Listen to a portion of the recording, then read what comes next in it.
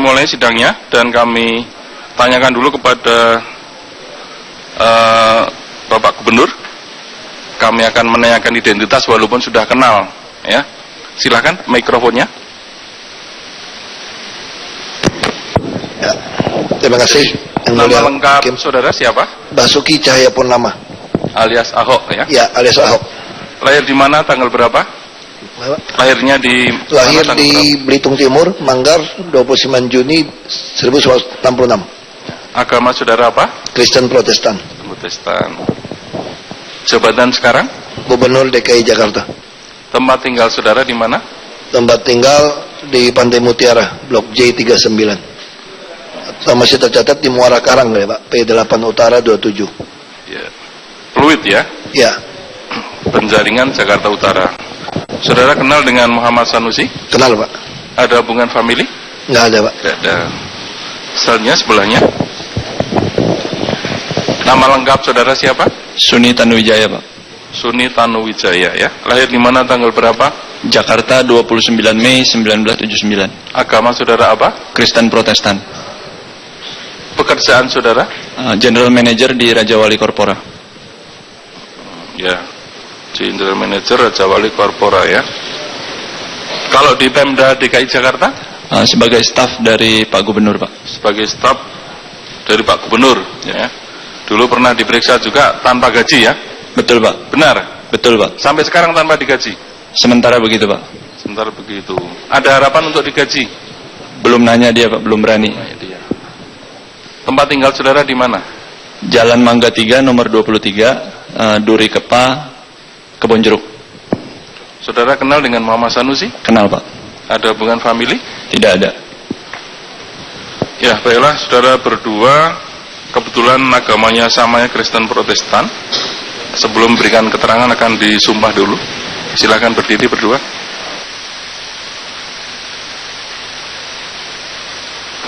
Di tengah ya, maju ya. Tangan dua ya, ikuti apa yang saya ucapkan ya. Saya berjanji sebagai saksi dalam perkara ini akan memberikan keterangan yang benar, tiada lain daripada yang sebenarnya. Semoga Tuhan menolong saya. Nah, silahkan duduk.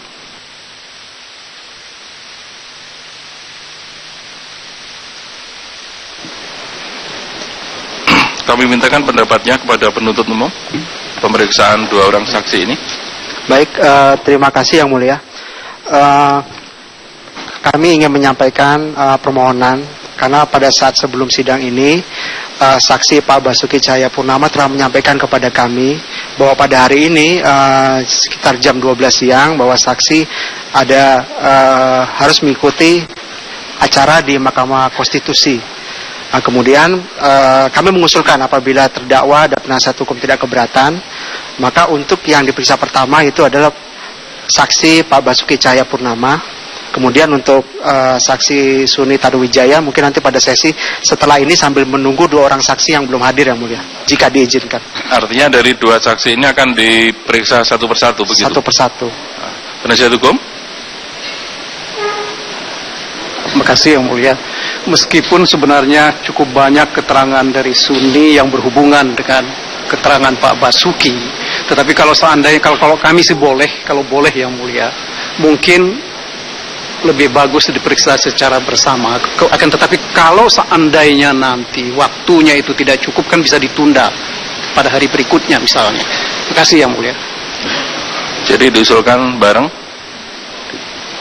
Cuman begini, karena kaitannya dengan Pak Gubernur akan mengikuti sidang di MK barangkali, hak uji materi itu ya, berkaitan dengan cuti kalau tidak salah. Ya, kita mengikuti berita juga. Kami sampaikan juga bahwa terhadap yang sudah ditanya jangan diulang, mengingat jam kerjanya beliau nanti jam 12 harus mengikuti sidang. Jadi nanti sedapatnya, tetapi kita fokuskan kepada Pak Gubernur barangkali, ya. Itu kita fokuskan Pak Gubernur. Deadline kita jam 12 Pak Gubernur. Pak Isi Soma, ya. Ya, baik, kita jadikan satu. Untuk itu kami berikan kesempatan yang pertama untuk bertanya dari penuntut umum terlebih dahulu. Silakan. Baik. Terima kasih Yang Mulia. Untuk saksi Pak Basuki Cahayapurnama ya. Baik. Saksi, apakah sebelumnya dalam perkara atas nama terdakwa Muhammad Sanusi ini saksi pernah diperiksa oleh penyidik KPK? Pernah. Pernah? Saksi memberikan keterangan di berita acara pemeriksaan, betul? Ya, betul. Betul. Pada saat itu, apakah saksi membaca dan memparaf berita acara pemeriksaan? Ya, betul. Membaca dan memparaf tentang keterangan. Dan apakah keterangan dalam berita acara pemeriksaan itu memang yang benar? Sudah saya sampaikan apa yang saya tahu. Dan tidak ada tekanan atau paksaan dari pihak Tidak ada tekanan dan paksaan. Baik ya.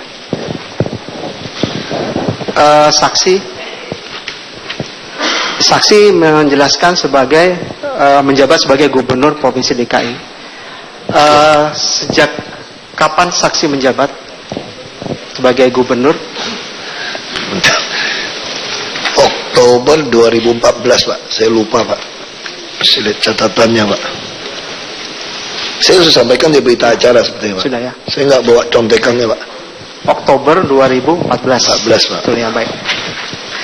Saksi dihadapkan sebagai saksi dalam perkara terdakwa atas nama Muhammad Sanusi ya. Saksi kenal dengan terdakwa? Kenal. Kenal? Ya. Sebagai apa yang diketahui terdakwa ini? Saya kenal sebagai anggota DPRD. Sebagai anggota DPRD. Komisi berapa yang saksi ketahui? Saya lupa, Pak. Tidak tahu karena ya? pindah berapa kali ya. Sudah sejak kapan saksi kenal dengan terdakwa? Sejak saya kampanye, Pak. 2012. 2012. Karena satu partai Gerindra. 2012 ya? Iya. Baik. Apakah saksi mengetahui juga selain sebagai ketua DPRD, saksi terdakwa juga sebagai anggota Balegda DPRD Provinsi DKI? Setelah melalui tahu. Tahu ya? Karena dulunya bukan di Balegda sepengetahuan saya. Oh, dulu pada saat itu Ya, yang saya lebih tahu urusan ini ada di Pak Taufik. Oh, Pak. Sebagai kepala Balegda. Ketua Balegda ya. Saksi, apakah saksi mengetahui mengapa pada saat ini terdakwa pada saat ini Muhammad Sanusi terdakwa, saksi mengetahui perkara Ya, apa? mengetahui. Karena tertangkap tangan menerima uang. Tertangkap tangan menerima uang. Ya. Saksi mengetahui kaitannya mengenai apa, siapa yang memberi, kaitannya mengenai apa, perkara apa? Ya, kemarin sudah jadi saksi untuk Pak Arisman juga, saudara Arisman. Mengenai perkara apa yang saksi? Kalau yang ditanya itu ada dugaan, ada hubungan dengan pembahasan badan legislasi tentang perda reklamasi.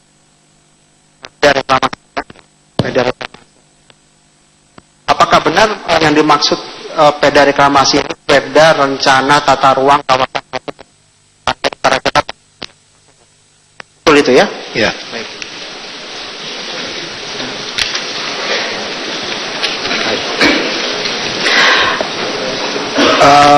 Terkait dengan perda rencana tata ruang yang tadi ya, apakah benar saksi mengetahui bahwa Pemprov DKI pernah mengajukan permohonan untuk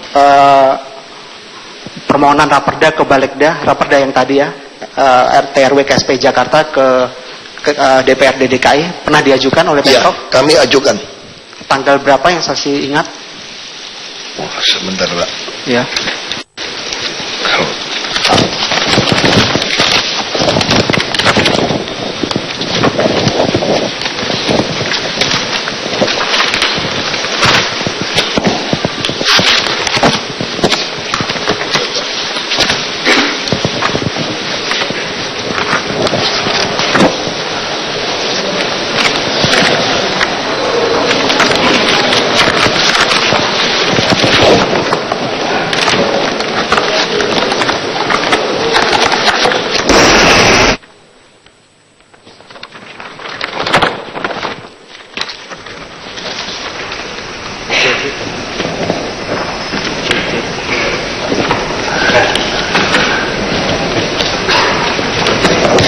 Jadi penyampaian Raperda pertama dengan surat gubernur itu penyampaian Raperda tentang tata ruang kawasan strategis Pantura.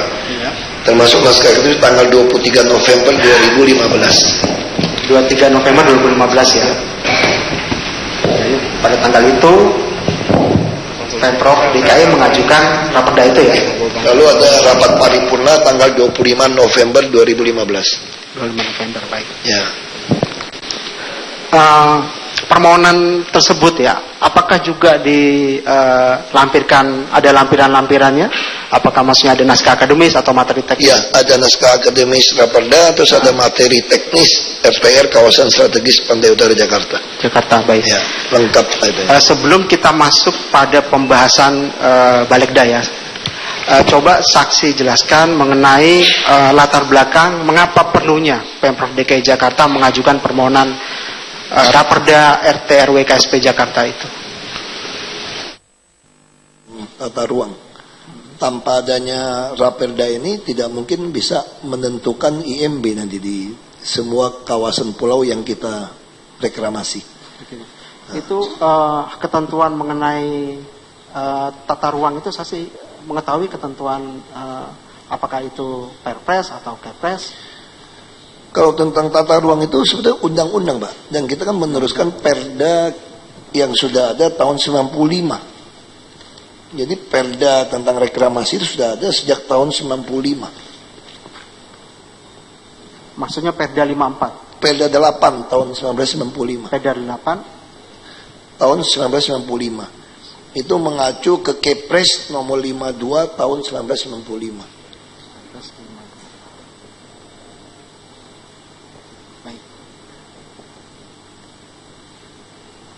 Baik. Kemudian ini tadi kan ada kaitannya dengan lahan reklamasi ya. Coba saksi jelaskan siapa saja perusahaan-perusahaan yang memegang izin reklamasi ini yang saksi ketahui. Izin yang begitu kami masuk itu salah satu PT Kapuk Niaga Indah. Ada Pulau A, Pulau B. Itu dikeluarkan 21 September 2012 persetujuan prinsipnya oleh gubernur sebelum kami. Siapa sebelum waktu itu? Pak Fauzi Bowo yang mengeluarkan. Pak Fauzi Bowo ya. Ya. Izin prinsip ya itu. Ya, tanggal 21 September 2012. Lalu ada PT Kapuk Niaga Indah Pulau C, ada Pulau D PT Kapuk Niaga Indah juga. Itu izin pelaksanaan 2010. Yang lain pelaksanaan 2012. Lalu ada Pulau E, Niaga Indah juga, izin pelaksanaan juga 21 September 2012. Ada PT Jakarta Propertindo, izin pelaksanaan 22 Oktober 2015, ini saya yang keluarkan. Kalau yang sebelumnya, bukan, Muara Wisesa Samudra, ini juga izin pelaksanaan 2014. Ini juga mengacu ke izin prinsip yang sudah dikeluarkan oleh gubernur sebelumnya. Lalu PT Taman Harapan Indah juga, izin pelaksanaan juga 30 November 2015. Ada Jaladri, ada Pembangunan Jaya Ancol, JK, sampai ada Pulau L, Manggala Karya, Yuda, total sampai OPQ. Ada persetujuan prinsip tahun 2012.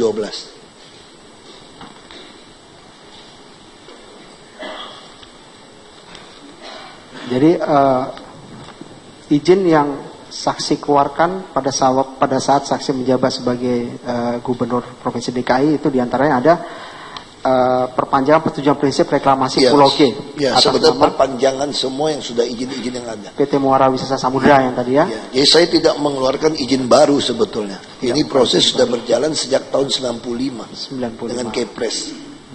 Baik. Kemudian terhadap perusahaan-perusahaan yang tadi sudah diberikan izin prinsip maupun pelaksanaan itu ya, saksi jelaskan apakah perusahaan-perusahaan tersebut ada dikenakan kewajiban tertentu? Iya, jadi sebetulnya kalau kita melihat ke dalam Kepres 52 tahun 1995, di situ jelas ketika Presiden Soeharto mengeluarkan izin tentang reklamasi Pantai Utara, di situ disebutkan menimbang di huruf B bahwa untuk mewujudkan fungsi kawasan Pantai Utara Jakarta sebagai kawasan andalan diperlukan upaya penataan dan pengembangan kawasan Pantai Utara melalui reklamasi Pantai Utara dan sekaligus menata ruang daratan pantai yang ada secara terarah dan terpadu. Jadi dengan dasar ini sebetulnya jelas diharapkan izin reklamasi pulau oleh Presiden Soeharto waktu itu mendapatkan keuntungan membangun. Misalnya itu bisa dilihat dari Perda nomor 8 tahun 95 mengacu ke sana, disebutkan dalam pasal 4 disebutkan lagi penyelenggaraan reklamasi Pantura Jakarta diarahkan bagi terwujudnya tanah hasil reklamasi siap bangun dan pemanfaatannya sesuai rencana tata ruang daerah yang terpadu dengan penataan kembali kawasan daratan Pantai Utara Jakarta. Jadi dipertegas lagi dengan Perda. Jadi membangun pulau ini tujuannya menata daratan. Lalu pasal 5 disebutkan lagi dengan tegas penataan kembali kawasan daratan Pantai Utara Jakarta sebagaimana dimaksud dalam pasal 4 diarahkan bagi tercapainya penataan ruang yang berhasil guna dan berdaya guna, peningkatan kualitas lingkungan dan perumahan, pelestarian daerah bangunan bersejarah, dan kelancaran lalu lintas serta peningkatan fungsi sistem pengendalian banjir. Jadi termasuk Kota Tua, Pasar Ikan, Panggul, termasuk pompa, seat pile, ini juga bagian dari rencana mengizinkan reklamasi. Lalu pasal 6-nya lebih kuat lagi disampaikan juga, penyelenggaraan reklamasi serta pengelolaan tanah hasil reklamasi dan penataan kembali kawasan daratan Pantai Utara Jakarta sebagaimana dimaksud dalam pasal 4 dan pasal 5 dilaksanakan secara terpadu melalui kerjasama usaha yang saling menguntungkan antara pemerintah daerah, masyarakat, dan dunia usaha. Karena itulah di dalam perjanjian ini, terus di dalam Perda 1 tahun 2012 disebutkan lagi penataan ini, pasal 102 disebutkan lagi tentang penataan kembali kawasan daratan Pantura. Jadi niat diizinkan reklamasi pulau adalah, kalau kita terjemahkan bahasa sehari-hari, memakai keuntungan pulau reklamasi membangun daratan Jakarta Pantura sebetulnya. Nah lalu di pasal 102 ayat 2 penataan kembali kawasan daratan Pantura disebutkan lagi diarahkan tercapai bangunan bersejarah, pelestarian bangunan sejarah, diulang lagi. Lalu pasal 109 apa yang dimaksud penataan kembali daratan Pantura? Itu mencakup kegiatan A, relokasi kawasan industri dan pergudangan, B, revitalisasi lingkungan dan bangunan bersejarah, termasuk Kota Tua, Pasar Ikan, semua di sini, pelabuhan semua. C, perbaikan lingkungan, pemeliharaan kawasan pemukiman dan kampung nelayan. Kita juga akan merenovasi habis kampung nelayan. D, peremajaan kota untuk peningkatan kualitas lingkungan. E, peningkatan sistem pengendalian banjir dan pemeliharaan sungai untuk mengantisipasi banjir akibat rob dan meluapnya air sungai. Jadi pakai uang itu untuk beresin banjir sebetulnya. Lalu E, F, perbaikan manajemen lalu lintas dan penambahan jaringan jalan. Ini termasuk jalan di Panggul Utara. Lalu G, relokasi perumahan dari bantaran sungai dan lokasi fasilitas umum melalui penyediaan rumah susun. Jadi kita mewajibkan para pengembang untuk merelokasi, membereskan sungai, termasuk menyiapkan rumah susun.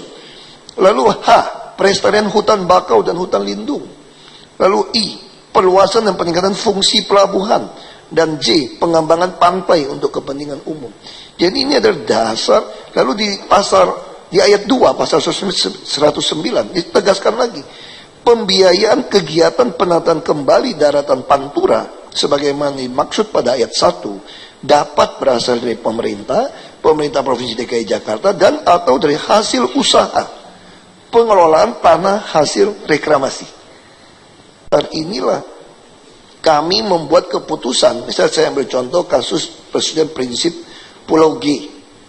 Pulau G yang milik Agung Podomoro itu disebutkan dengan jelas izin prinsipnya dikeluarkan tahun 2012 oleh Pak Fauji Bowo. Di situ hanya menyebutkan bahwa pemegang persetujuan prinsip reklamasi harus memberikan kontribusi secara proporsional terkait pembangunan infrastruktur prasarana sarana yang terintegrasi untuk seluruh kawasan Pantura, dan selanjutnya akan diatur dalam perjanjian pemenuhan kewajiban antara pemegang persetujuan prinsip reklamasi dengan pemerintah provinsi. Jadi ada perjanjian. Lalu di dalam izin pelaksanaan Pulau G tahun 2014, saya menyampaikan pemegang izin pelaksanaan reklamasi dikenakan kewajiban sebagai berikut. Jadi kewajibannya apa? Menyediakan prasarana udah pasti. Kontribusi lahan yang 5% itu sesuai dengan surat dari Bappenas. Jadi Bappenas pernah mengeluarkan sebuah surat yang menyebutkan, itu ada keputusan Menteri Bappenas Cap 920 garis miring keterangan garis miring 10 garis miring 1997, disebutkan ada mendapatkan kompensasi tanah matang, salah satu adalah putri Pak Harto. Perusahaan putri Pak Harto pun dikenakan perjanjian. Di sini disebutkan ada kontribusi untuk memenuhi tadi kontribusi tambahan. Itu jelas di dalam pasal 7. Kontribusi dan restribusi. Untuk penunjukan saja ada 1 miliar. Pihak pertama berhak berwenang menagih dan menerima pembayaran kontribusi atas pelaksanaan reklamasi, pembangunan dan pengelolaan hasil pembangunan sesuai dengan peraturan perundang-undangan. Lalu di sini di pasal 7 ayat ke-5 di bawah disebutkan kontribusi tambahan dalam penyediaan infrastruktur dan pelaksanaan penataan kawasan pantai utara Jakarta di luar area proyek. Jadi jelas sekali bahwa dasarnya semua yang mengembangkan reklamasi harus memberikan kontribusi tambahan. Ini disahkan atau menunggu rapat dari disahkan? Nah itu tergantung perjanjian, Pak. Makanya kami membuat perjanjian 2014. Nah saya sampaikan kepada para pengembang, Anda bisa bayar di depan atau di belakang. Kalau Anda mau bayar di belakang, mau tunggu perda, kita sudah ada perdanya kan Pak, tahun nomor 8 tahun 95. Kalau yang perda ini kan sesuatu yang kami mau memperkuat saja. Nah saya sampaikan pada mereka, kalau Anda membayar kami lebih lama, silakan saja. Anda akan lebih rugi karena menggunakan faktor kali NJOP di tahun berikutnya. Sehingga itu yang mendorong mereka menyediakan barang lebih cepat. Dan kami menilainya dari mana? Dari appraiser, dari penilai, perusahaan penilai resmi dari MAPI. Jadi saya tidak peduli Anda mau bangun apa, selama kami setuju, tanda tangan, nanti teknisnya bukan saya. Itu langsung SKPD terkait mengeluarkan izin dan termasuk BPKAD yang akan menggunakan MAPI menilai. Jadi misalnya Anda mengatakan saya menghabiskan 100 miliar membangun rumah susun. Itu boleh saja Anda mengklaim 100 miliar. Tapi waktu berita acara serah terima kepada Pemda DKI, kalau dari MAPI mengatakan barang ini hanya nilainya 60 miliar, maka tercatat kontribusi tambahan Anda hanya 60 miliar. Nah itu sistem yang saya buat supaya tidak terjadi negosiasi atau kecurangan kerugian buat Pemda DKI.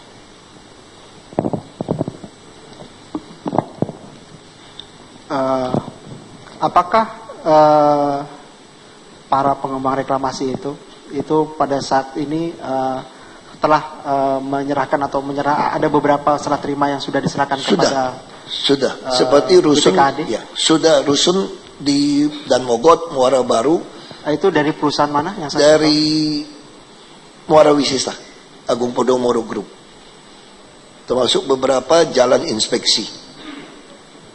Kemudian selain yang Dan Mogot? Yang perusahaan yang lain belum menyerahkan. Belum menyerahkan. Yang Agung Sedayu waktu itu beliau membatalkan menyerahkan, itu dia menghitung kewajiban yang lain waktu itu. Baik. Ada juga yang di Dan Mogot harusnya berdasarkan reklamasi karena beliau menganggap perusahaannya itu tidak wajib memberikan kontribusi tambahan. Izin pelaksanaan yang dikeluarkan oleh Pak Fauji Bowo tidak menyatakan itu.